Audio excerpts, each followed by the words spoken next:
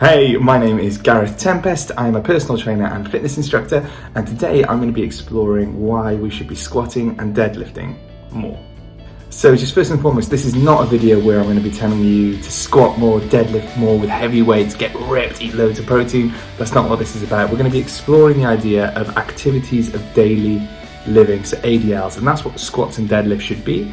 We should be incorporating these into our everyday life, into our everyday movement patterns, and I'm going to tell you why. What are squats and deadlifts for?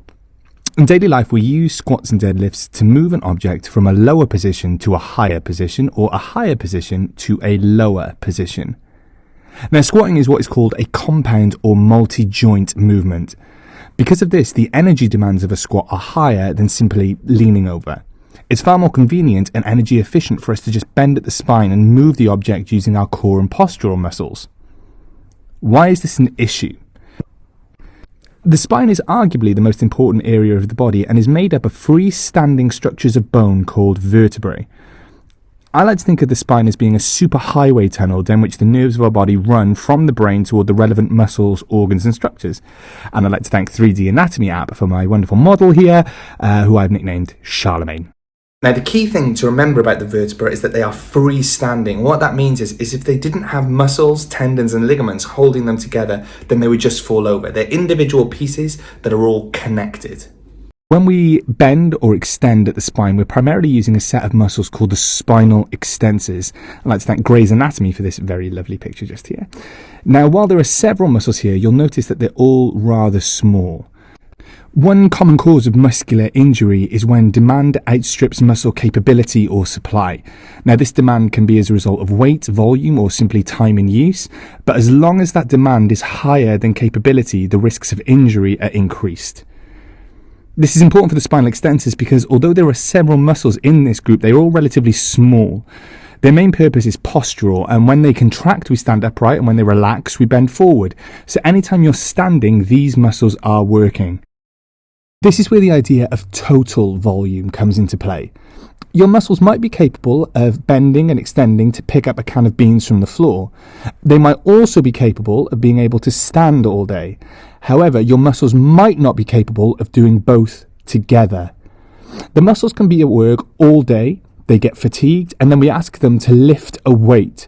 Now, what we're doing here is we're actually increasing the demand on those muscles above their threshold and their capability. And then kaboom! There's your injury. How can we prevent this? Enter the squat and the deadlift. What squatting and deadlift allow us to do is to keep the spine in a neutral position, not bending or extending while still lowering ourselves. This takes the pressure off the spinal extensors and places it onto the muscles of the legs. Why is this a good thing? Well, if we go back to Charlemagne and we take a look at the legs, you'll be able to see that there's a large volume of muscles there. Now, this relates not just to the number of the muscles, but also to their size.